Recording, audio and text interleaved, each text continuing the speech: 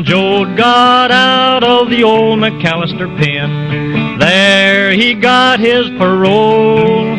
After 4 long years on a man-killing charge, Tom Joad come a-walking down the road, poor boy. Tom Joad come a-walking down the road.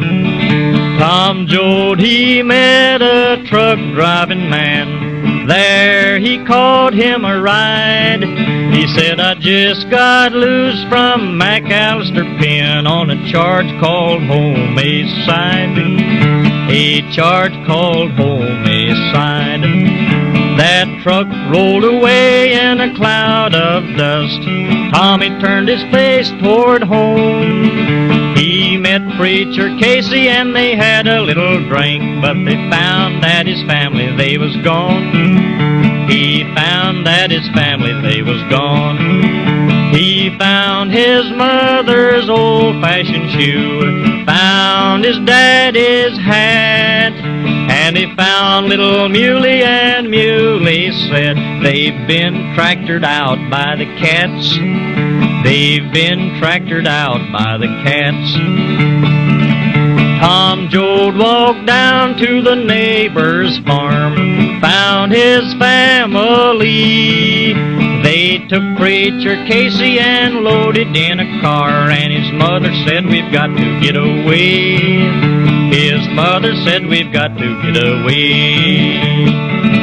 Now the 12 of the Joads made a mighty heavy load, but Grandpa Joad did cry.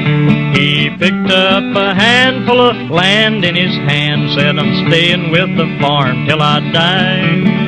Yes, I'm staying with the farm till I die. They fed him short ribs and coffee and soothing syrup, and Grandpa Joad did die. They buried Grandpa Joad by the side of the road, Grandma on the California side. They buried Grandma on the California side. They stood on a mountain and they looked to the west, and it looked like the promised land. That bright green valley with a river running through, there was work for every single hand. They thought there was work for every single hand.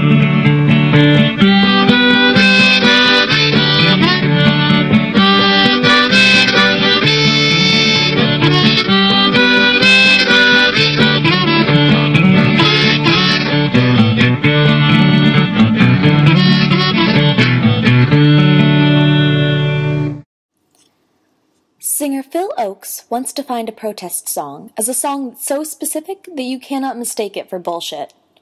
Some of the earliest protest music of the 20th century is rooted in folk music. While the Industrial Workers of the World, or Wobblies, first started popularizing Union protest songs with their Little Red Songbook, protest music really began to take off with the growing popularity of folk music in the 1930s and 40s. Two of the most influential and prominent singers from this era are Woody Guthrie and Pete Seeger. Woody Guthrie is often considered the father of contemporary folk ballads. Guthrie grew up in Okemos, Oklahoma, where he was constantly inspired by his mother's singing. But a series of family and financial tragedies left Woody's home life in shambles and led him to seek a life on the road. He headed out towards California, walking, hitchhiking, and hopping trains along the way. To make a living, he painted signs and started singing with his ever-present guitar. Guthrie started to gain public attention in Los Angeles when he booked a job singing folk music for KFVD radio. This was the medium where Guthrie began to develop his voice for social consciousness. His social commentary spared no victim, criticizing politicians, lawyers, and businessmen while advocating for migrant workers and unions. One of Guthrie's most well-known protest songs, This Land Is Your Land, still resonates with audiences today. The lesser-known final verses feature overtly political complaints about the capitalist system, a sticking point for the communist-leaning Guthrie. All was restless in one place. In 1940, Guthrie headed to New York. In New York, Guthrie became connected with many like-minded musicians, artists, and intellectuals, including Alan Lomax, a well-known folk producer who worked for the Library of Congress documenting American folk music. Guthrie also became friends with Pete Seeger. Pete Seeger grew up in an abnormally politicized world, his father being a professor at the University of California, Berkeley. His father's pacifism and political views eventually led him to quit teaching. Seeger grew up with an appreciation for music, and after dropping out of Harvard in 1938, he moved to New York to pursue a career in folk music. Together, Seeger and Guthrie formed the Almanac Singers in 1940. The Almanac Singers were more than just a singing group. They were a living entity of leftist ideals. The loosely formed group lived together in a communal setting. Their songs focused largely on union organizing, anti-fascist appeals, and calls for peace. The group often performed at union meetings, and to tunes that were easy to catch on to. Once the United States entered World War II, the Almanac shifted their focus from singing about unions and peace to fighting fascism in Europe. The end of the 1940s signaled a waning in folk music. Woody Guthrie started to show signs of Huntington's disease, and was hospitalized in the mid-50s. Moreover, with the onset of the Cold War in the late 40s, left-leaning protest singers came under heavy attack. A fear of communism had become ingrained into the American psyche. The unions no longer were aligning themselves with leftist singers. Pete Seeger soon found himself under attack for his communist sympathies. The violent atmosphere inspired Seeger to write If I Had a Hammer with Lee Hayes, a song that later would be popularized by Peter, Paul, and Mary. In 1950, Seeger and Lee formed the Weavers, a spin-off of the Almanacs, but the Weavers were blacklisted in the communist scare and often found their recordings refused to be played and their performances canceled. Seeger eventually was subpoenaed by the House of Un-American Activities Committee. In a bold move, Seeger openly discussed his political views, which eventually led him to be indicted for contempt of Congress. He was found guilty in 1961. The case was finally dismissed in 1962, and Seeger was free from his 10-year sentence. And Seeger's career as an activist would prove to be far from over as the political climate of the 1960s began to heat up. Guthrie and Seeger will forever be remembered as the founding fathers of the protest song. Guthrie himself said, "I am out to sing songs that will prove to you that this is your world, and that if it has to hit you pretty hard and knock you down for a dozen loops, no matter what color, what size you are, how you're built, I am out to sing the songs that make you take pride in yourself and in your work. And the songs that I sing are made up, for the most part, by all sorts of folks just about like you.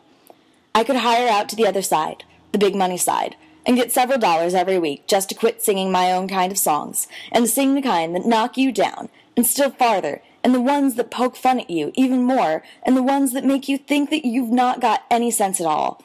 But I decided a long time ago that I'd starve to death before I sing any such songs as that. The radio waves and your movies and your jukeboxes and your songbooks are already loaded down with running over with no such good songs as that anyhow." This mentality, these ideals, would go on to inspire folk musicians and protesters for generations to come.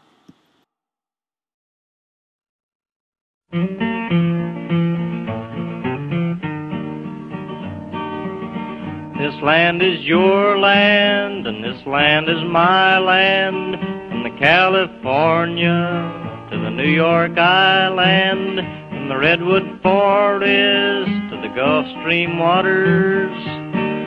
This land was made for you and me.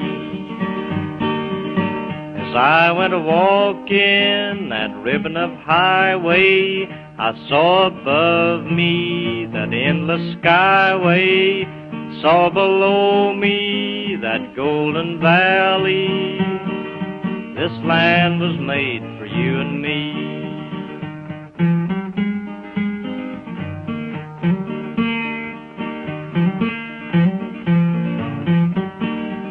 I roamed and rambled, and I followed my footsteps to the sparkling sands of her diamond deserts. All around me a voice was sounding, this land was made for you and me. When the sun comes shining, then I was strolling, and the wheat fields waving, and the dust clouds rolling. The voice was chanting as the fog was lifting, this land was made for you and me. This land is your land, and this land is my land, from California to the New York Island, from Redwood Forest to the Gulf Stream waters. This land was made for you and me. When the sun comes shining, then I was strolling, and wheat fields waving, the dust clouds rolling, the voice coming chanting, and the fog was lifting. This land was made for you and me.